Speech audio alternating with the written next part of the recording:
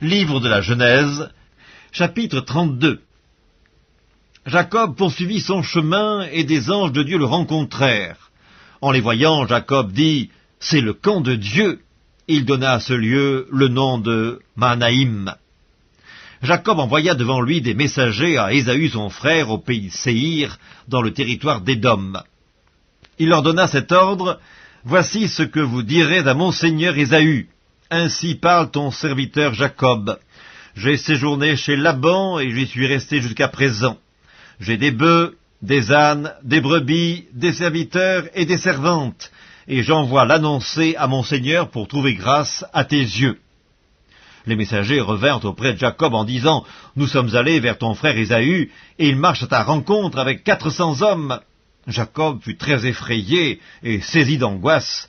Il partagea en 2 camps les gens qui étaient avec lui, les brebis, les bœufs et les chameaux, et il dit, « Si Ésaü vient contre l'un des camps et le bat, le camp qui restera pourra se sauver. » Jacob dit, « Dieu de mon père Abraham, Dieu de mon père Isaac, Éternel, qui m'a dit, « Retourne dans ton pays et dans ton lieu de naissance, et je te ferai du bien. » Je suis trop petit pour toutes les grâces et pour toute la fidélité dont tu as usé envers ton serviteur, car j'ai passé ce Jourdain avec mon bâton, et maintenant je forme 2 camps.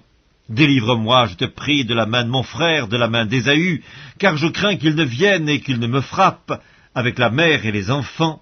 Et toi, tu as dit, je te ferai du bien, et je rendrai ta postérité comme le sable de la mer, si abondant qu'on ne saurait le compter. C'est dans ce lieu-là que Jacob passa la nuit.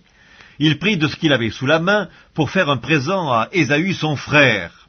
200 chèvres et 20 boucs, 200 brebis et 20 béliers, 30 femelles de chameaux avec leurs petits qu'elles allaitaient, 40 vaches et 10 taureaux, 20 ânesses et 10 ânes. Il les remit à ses serviteurs, troupeau par troupeau séparément, et il dit à ses serviteurs, « Passez devant moi et mettez un intervalle entre chaque troupeau. » Il donna cet ordre au premier. « Quand Ésaü, mon frère, te rencontrera et te demandera, « À qui es-tu et où vas-tu et à qui appartient ce troupeau devant toi ?» tu répondras, « À ton serviteur Jacob, c'est un présent envoyé à mon seigneur Ésaü, et voici, il vient lui-même derrière nous. » Il donna le même ordre au second, au troisième, et à tous ceux qui suivaient les troupeaux. C'est ainsi que vous parlerez à mon seigneur Ésaü quand vous le rencontrerez. Vous direz, « Voici, ton serviteur Jacob vient aussi derrière nous. » Car il se disait, « Je l'apaiserai par ce présent qui va devant moi, ensuite je le verrai en face, et peut-être m'accueillera-t-il favorablement. » Le présent passa devant lui, et il resta cette nuit-là dans le camp. Il se leva la même nuit, prit ses 2 femmes, ses 2 servantes et ses 11 enfants, et passa le gué de Jabbok. Il les prit, leur fit passer le torrent, et le fit passer à tout ce qui lui appartenait. Jacob demeura seul. Alors un homme lutta avec lui jusqu'au lever de l'aurore. Voyant qu'il ne pouvait le vaincre, cet homme le frappa à l'emboîture de la hanche, et l'emboîture de la hanche de Jacob se démit pendant qu'il luttait avec lui.